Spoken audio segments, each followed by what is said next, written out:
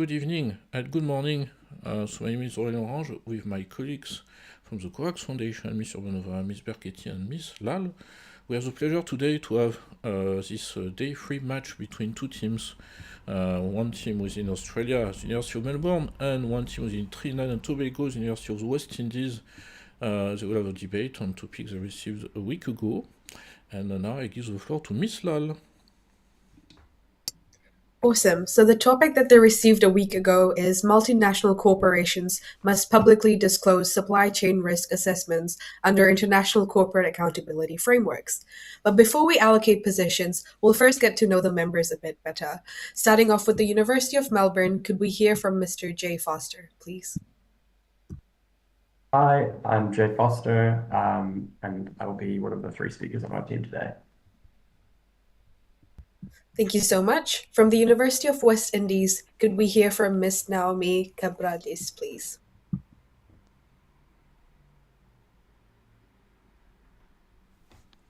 Hi, good day. I am Naomi Cabrales, and I'll be one of the first speakers for my team today.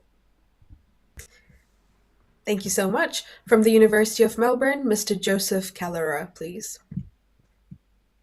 Hi, good morning and good evening. My name's Joseph, and I'm one of the three representatives from the University of Melbourne. Thank you. From the University of West Indies, Miss Maharaj Sukraj, please. Hi, my name is Latri Maharaj Sakraj, and I'm a member of the University of the West Indies team. Thank you. From the University of Melbourne, Miss Cindy Nguyen, please. Good morning and good evening. I'm Cindy Nguyen, and I am one of the members of the Melbourne University team. Thank you. And finally, from the University of West Indies, Mr. Jeremiah Fernandez, please. Yes. Hi, good day. My name is Jeremiah Fernandez, and I'm a member of Team University West Indies. Thank you. Thank you so much. The teams are also supported by their coaches. The University of Melbourne is supported by Mr. Wayne Jokic, and the University of West Indies is supported by Ms. Shivanjali Ramutar. Okay, now we will now allocate the positions for the match. Could we please share the screen? Yes. No. So, do you see my screen? Yes. Yes. So, as you can see, there are two possibilities for each institution to be in favor or against the motion. The team in favor will be starting the match with the first introduction.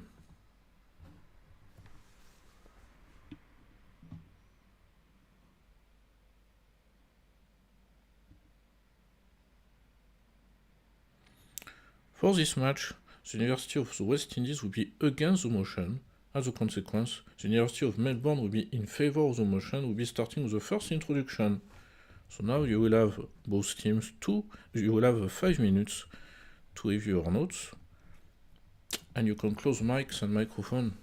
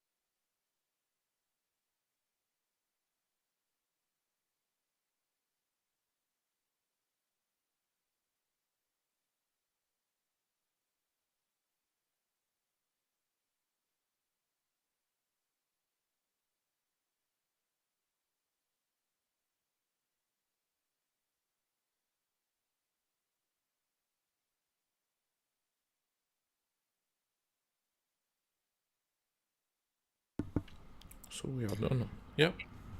Yes, that concludes the preparation stage. Miss Mariah will be our timekeeper, and she will quickly explain the cards before we start the official match. Thank you very much. Welcome everyone from me as well. And I would like to remind you that when you have 30 seconds left for your speeches, I will be showing you the yellow card. And when you have no time left, I'm going to be showing you the red one. Make sure to conclude your speeches. There's no problem, but to be brief. And this will be it. It's visible for everyone, right? Perfect. And I give the floor back to Islam. Thank you so much. All right, so we will be starting off with the opening statements with the university in favor. The University of Melbourne, you now have 4 minutes. Good morning. Can everyone hear me? Yes. Okay, perfect. Good morning and good evening. Let's not be mystified by legal abstraction. This is a normative debate. This debate is about blood diamonds. It's about the 1,134 garment workers killed in the Rana Plaza collapse in 2013, producing clothes for Walmart. It's about the children mining cobalt for Apple, Google, and Tesla. We are not here to direct companies, but we're here to shine a light on the issues so that they can be dealt with. And we have 3 arguments for why that light is urgently needed. First, the scale of the problem demands accountability. Second, disclosure works and the evidence proves it. And third, this is proportionate and feasible. Turning to our first point, the scale of the problem demands accountability. Per the World Benchmarking Alliance, only 1 in 10 of the world's 2,000 most influential companies who employ 550 million workers, assess human rights risk in the supply chain. 1 in 10. And yet every single one of them publishes the glossy sustainability report. That hypocrisy persists because there is no incentive and the market currently rewards it. Company A monitors its supply chain and bears the cost, whereas Company B does nothing but says it does. And because there is no mandatory disclosure, there is no external audit. Consumers cannot tell the difference, so companies are simply not motivated to care. That is the market we are currently defending if we vote against this motion. Mandatory external disclosure fixes that incentive directly. Because when risks are publicly audited, consumers can choose between the shoe made in humane conditions versus a shoe made by a 13-year-old worker in China. And investors can price reputational regulatory risk accordingly. Now, we understand that profit is important for companies, and meeting that baseline is important. However, we know that there is ample evidence that proves disclosure can be incredibly profitable for companies. Take, for example, the EY Global Supply Chain Report, which confirms that transparency actually drives profit differentiation and drives customer loyalty, leading to increased profit. Moving to our second point, consider Friends of the Earth and Royal Dutch Shell, whereby Shell's own sustainability disclosures were used against it in court. Thanks to the ability to track Shell's emissions, the court was able to order a 45% emissions reduction by 2030 across the entire value chain. Disclosure allows for the law to compel action, and without disclosure, there can be no audit and no action. Turning to our final point on how it's proportionate and feasible, some will say that this is too burdensome. However, we respond by asking for whom. We ask this only of publicly listed multinational companies who are already filing detailed disclosures under SEC rules and the IFRS. Companies at this stage affect millions, if not hundreds of thousands of lives, and have the resources to do public disclosure. We simply cannot wait until it is too late. A risk is a risk precisely because it has not happened yet.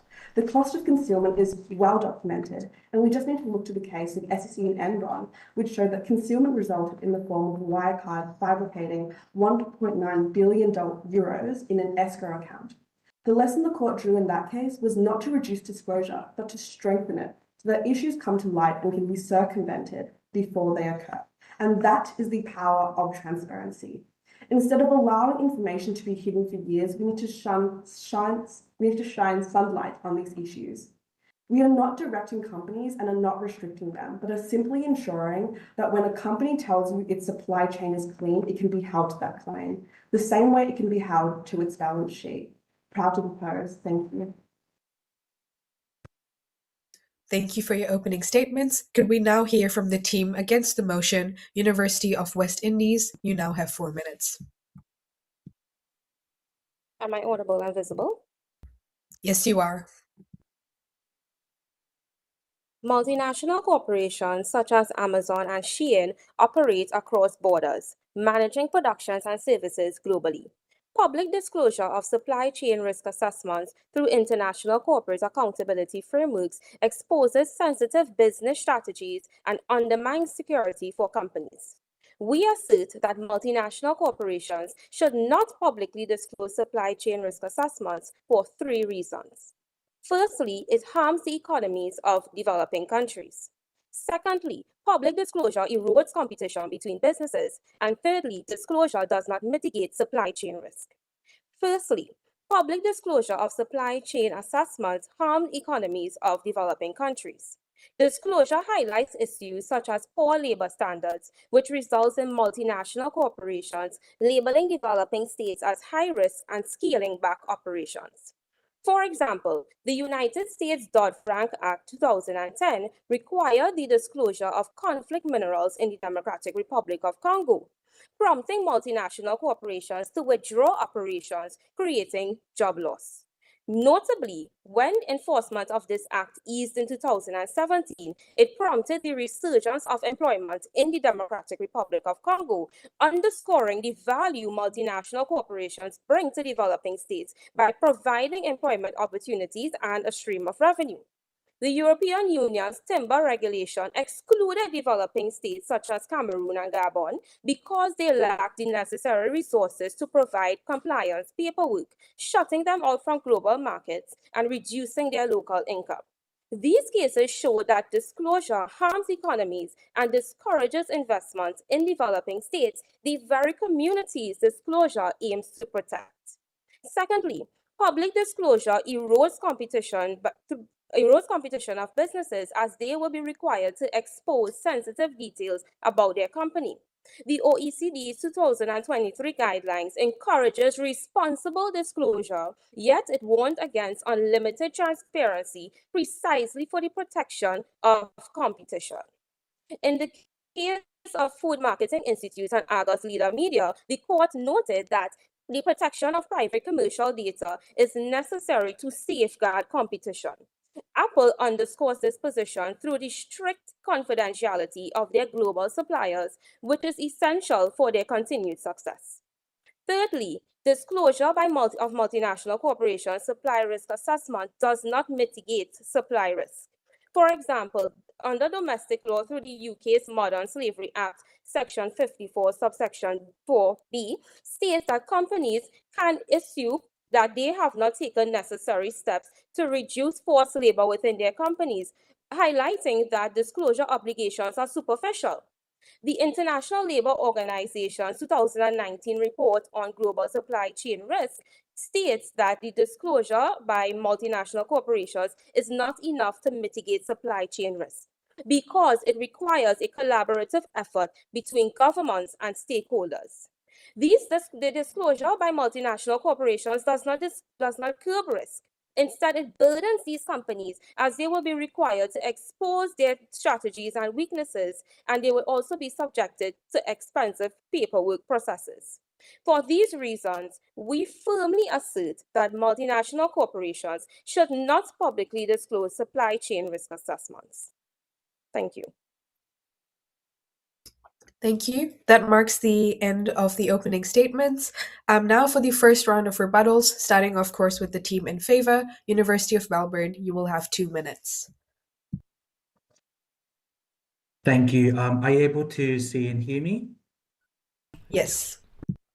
Perfect. Thank you so much.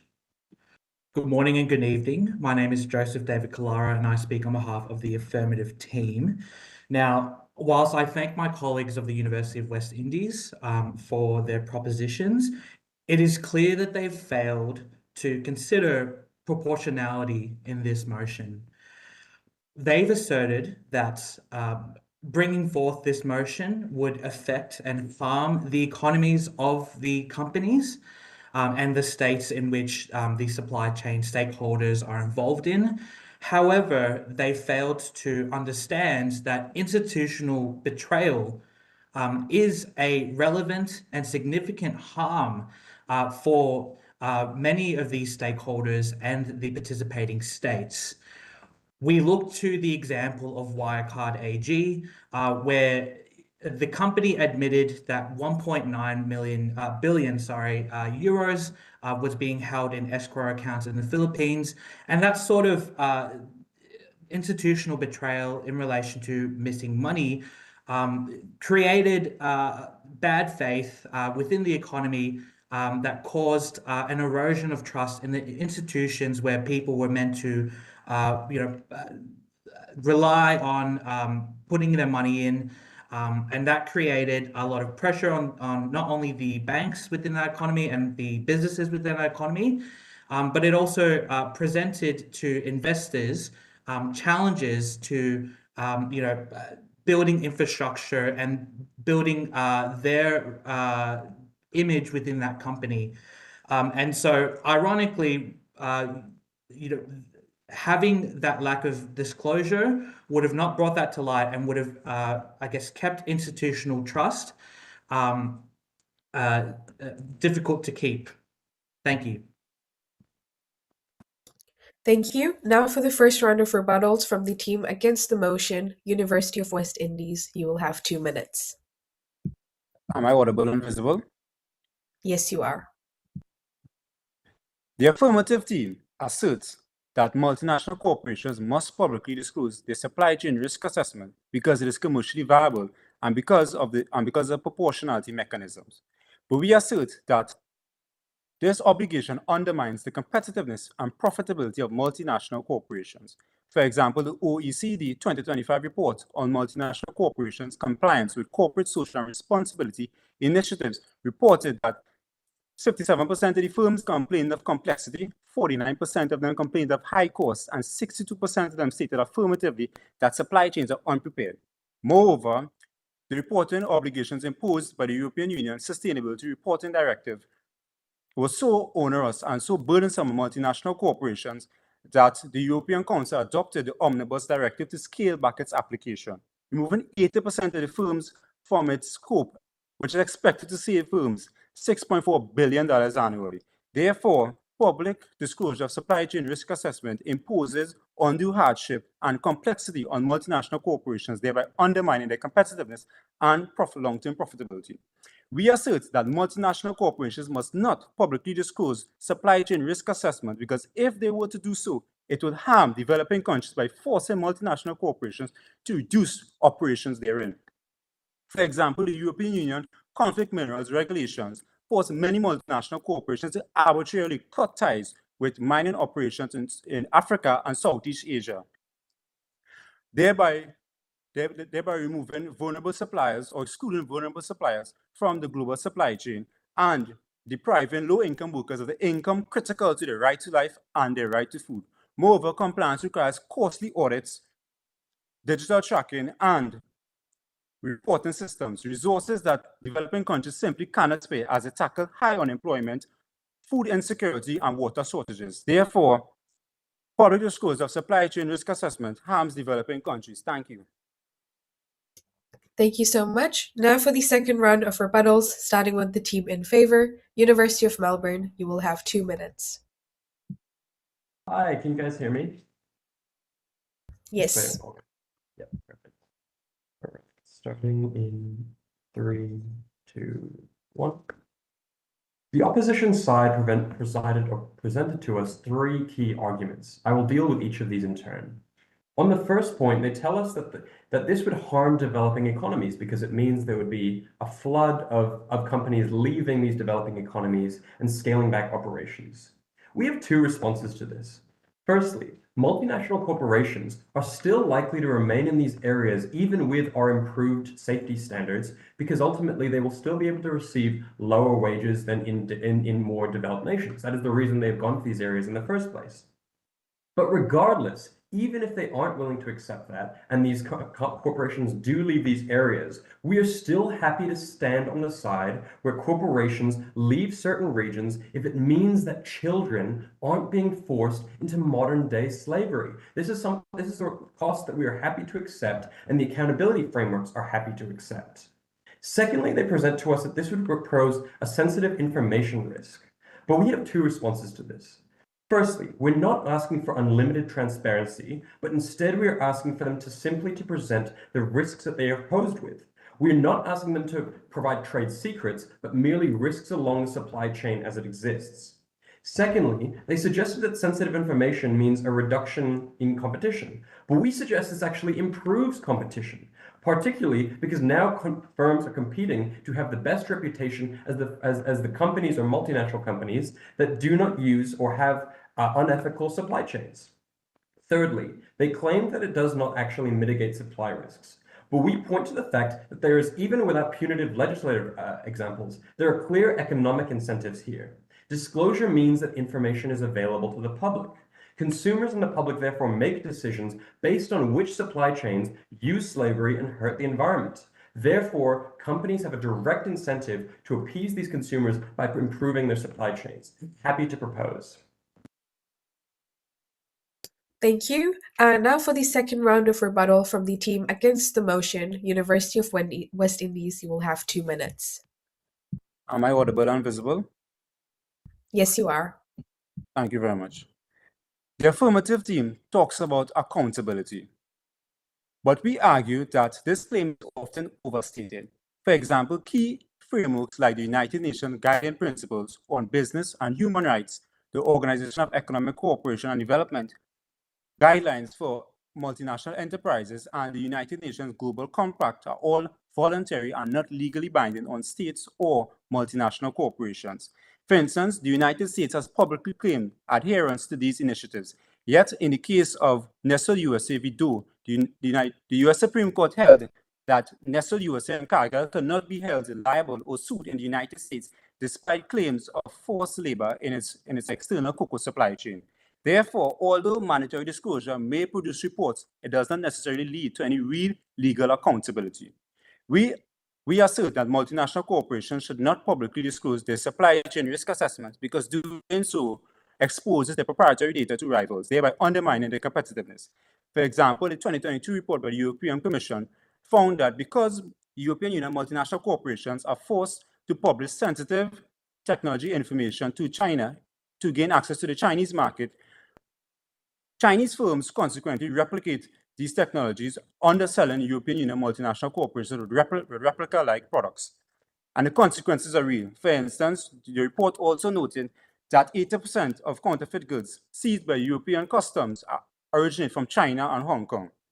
Additionally, the European Union Intellectual Property Office noted that counterfeit pharmaceuticals from these areas cost European Union multinational corporations $9.6 billion annually from 2012 to 2016. Therefore, public disclosure of supply chain risk assessment on a global scale will undermine multinational corporations on a global scale, meaning that compelled disclosure results in compelled vulnerability. Thank you. Thank you. That marks the end of the rebuttals. Now for the concluding statements, starting of course with the team in favor, University of Melbourne. Here are your final 2 minutes. Thank you. Are you able to see and hear me? Yes. Thank you. Good morning and good evening. I'd like to bring this debate back to what it's really about and back to what this motion strikes at the heart of. It's really about protecting the world from blood diamonds and sweatshops. It's really a normative debate about what accountability should look like and how we should get back to protecting from dangers and harms that economies and multinational companies can be the facilitators of. Ultimately, what the affirmative is seeking is not for the company's bottom lines to be affected and harmed. It's really a proportionality analysis and actions which relate to that in order to balance the protection of rights versus economic development. Ultimately, seeking accountability does not mean that there should be economic disincentives. What it really means is the incentive instead and the motivation to adhere to the protection of persons within the economies and those affected by the supply chains And that's something that the opposition have not adequately addressed.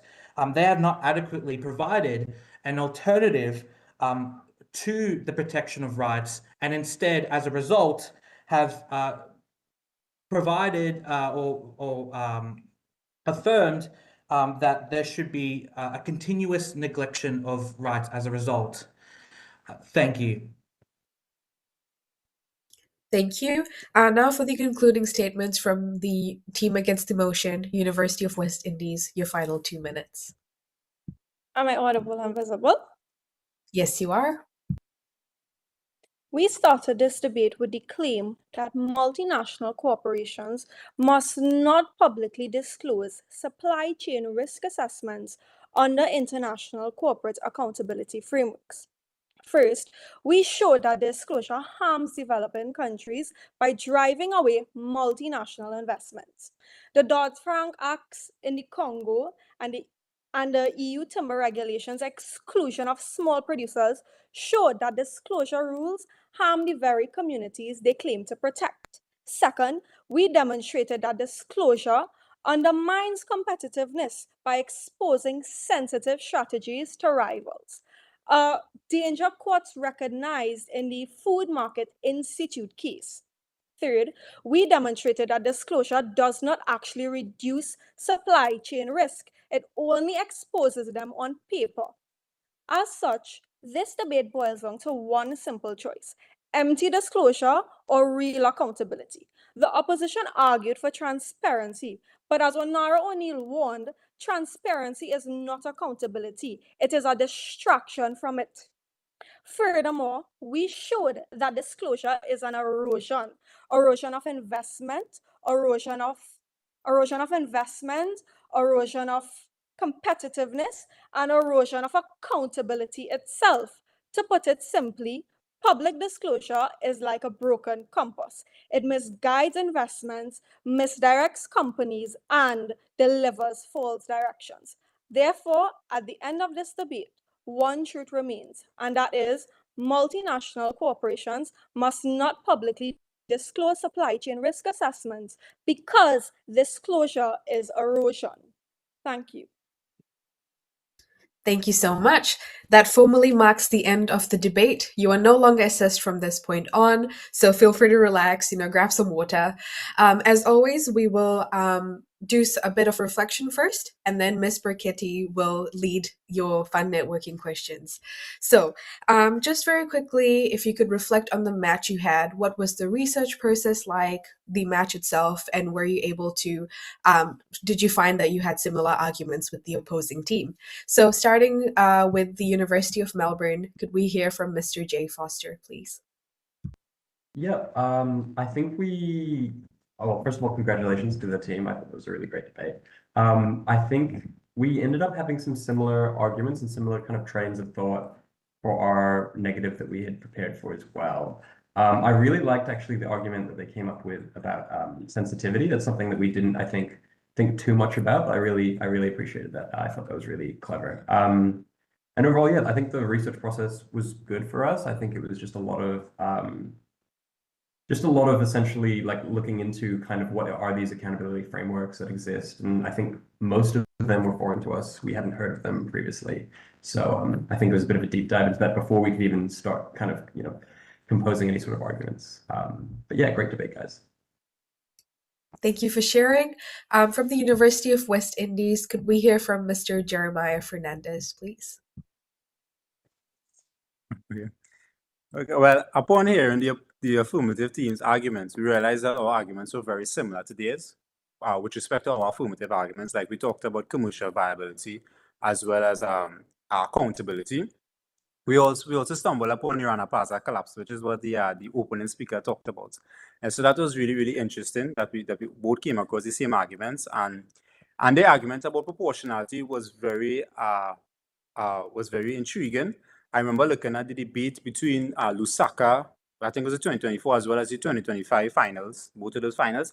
The affirmative team, they tried to, they gave that criteria proportionality, if I recall correctly, in the arguments, and it was really intriguing that they provided a criteria to ensure that to show the opposing team wouldn't argue about abuse from governmental institutions or private institutions. That was really interesting. I appreciate that. Thank you so much for sharing. Mr. Joseph Calera, how was the match for you?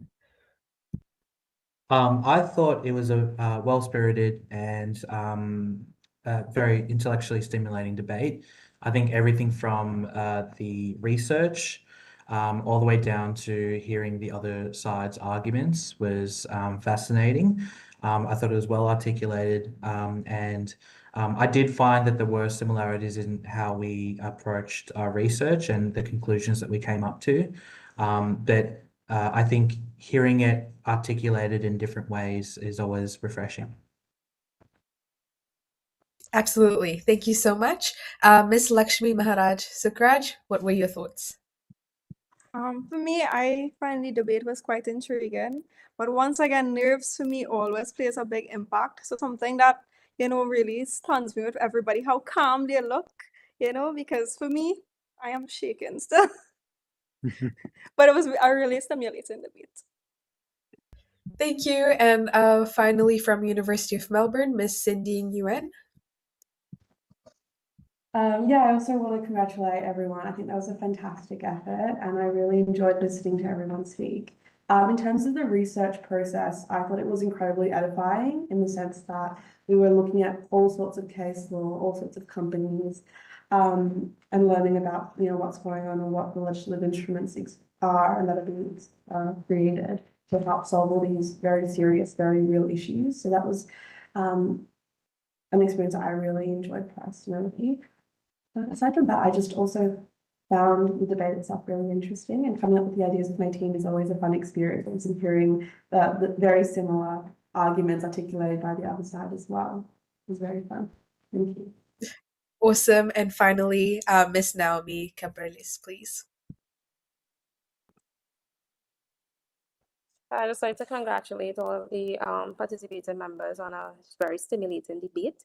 The research process for me was particularly rigorous because I'm unfamiliar with the topic that we had to argue with against today. With regards to how the debate went today, I appreciated the introductory speakers' analogies and her use of the analogies in reinforcing their arguments, because while we came across similar arguments, I really appreciated how she used the analogies to strengthen them and also engage the audience as well. So that's something I would learn, I would say, from my opponent. Moving forward, hopefully. That is so great to hear. Thank you once again to both teams. Before we start off with networking with Ms. Burgetti, I would just like to congratulate you both for making it to the Day 3 match. And also just a special shout out to your coaches, Mr. Wayne Jokic and Ms. Shivanjali Ramutar, for all their support. And of course, our judges who will be marking the matches in due time. So, yes, so just 1 second. If any of the coaches are in the room and would like to say something briefly, you're more than welcome to. Ms. Ramutar?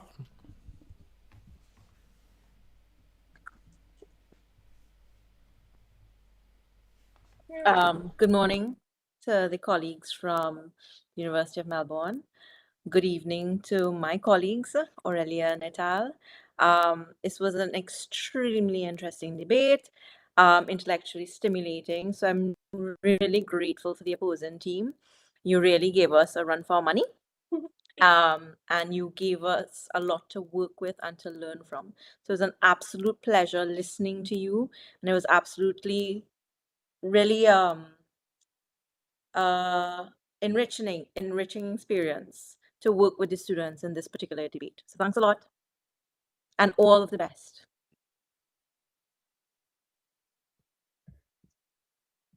Thank you. University of Melbourne, if you're comfortable, of course. Hello, my name is Wayne Jossick. I just wanted to say what everybody else has said, that this was an exceptionally good debate, not only because of the content, not only because of the rhetoric, but because of the really lovely spirit in which it was conducted. It was such a treat to meet you all. I just want to say, if you happen to be in Melbourne, Australia, for some reason, we'd be delighted to meet you. And of course, if we end up in the West Indies at some point, we'll make sure that we come and say hello. You're always welcome to come and meet us. Thank you very much, everyone. How wholesome. Thank you so much, Mr. Josek, and of course, Ms. Ramatar, for those words. Now, thank you, Ms. Burketti, for networking. Thank you. So, first of all, from my part as well, congratulations. It really was a very stimulating debate. And now I would like to start with the University of West Indies for our first question, which is that over the 3 days that you had during your matches, do you want to give a shout out to someone who has been encouraging you or inspiring you during the competition?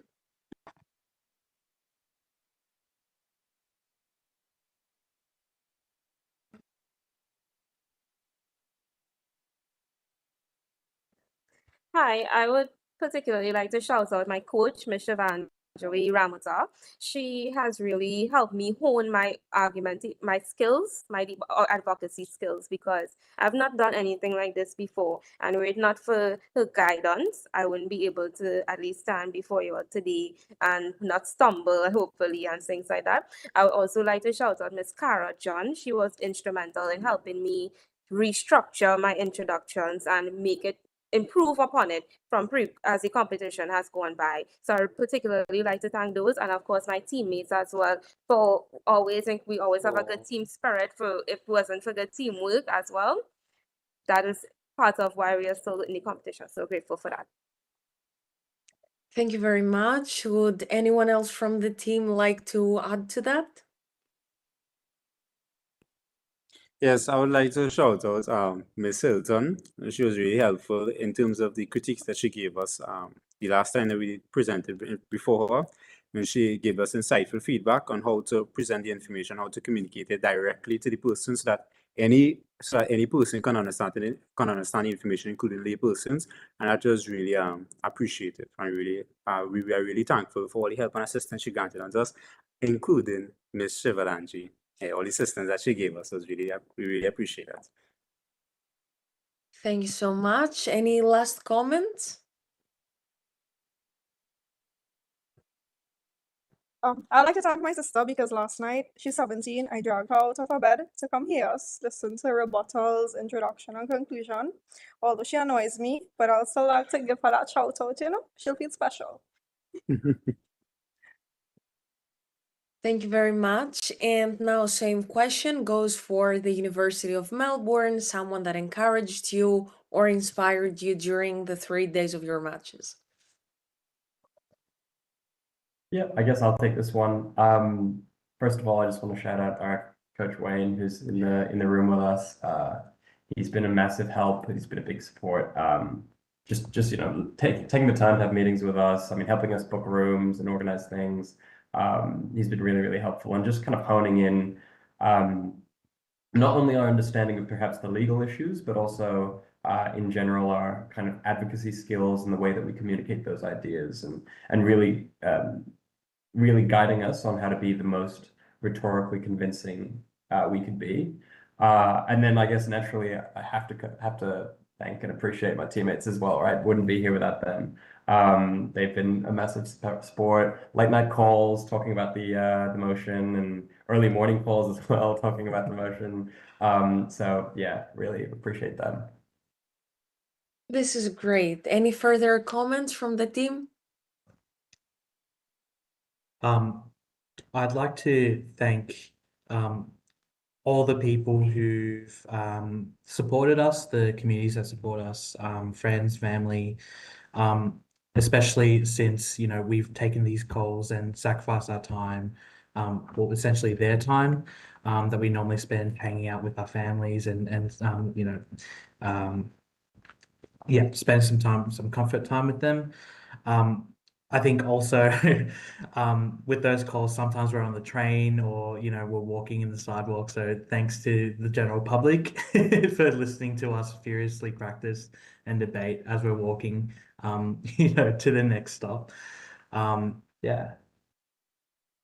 Oh, I mean, I'd also like to thank the judges who provided this feedback on the last round. I think there were some points about case law and substantiating our arguments with evidence. And we really tried to do it this round and articulate ourselves according to that feedback. So we appreciate that. And we also were really inspired by all the teams that we watched on YouTube. You know, their rounds are really great. And I think we learned a lot from that. That's so nice. Thank you so much. And now maybe to change this up a bit, we can start with the University of Melbourne again. And for the second question, I have like, now you have encountered several topics over the group phase, and taking these topics into consideration and your own curriculums, is there a legal system, area of law, or international institution that you would particularly like to study further or experience, and why?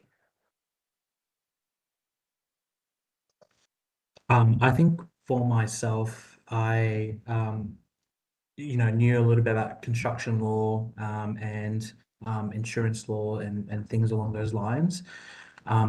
So I think through these debates, incorporating my understanding with international law was really helpful, and drawing upon what I knew and the principles that I've learned within those particular subject areas and seeing them replicated in some way, shape, or fashion in an international legal instrument, definitely makes me think about, globally what things I can do with the law. Nice. And anyone else from the team?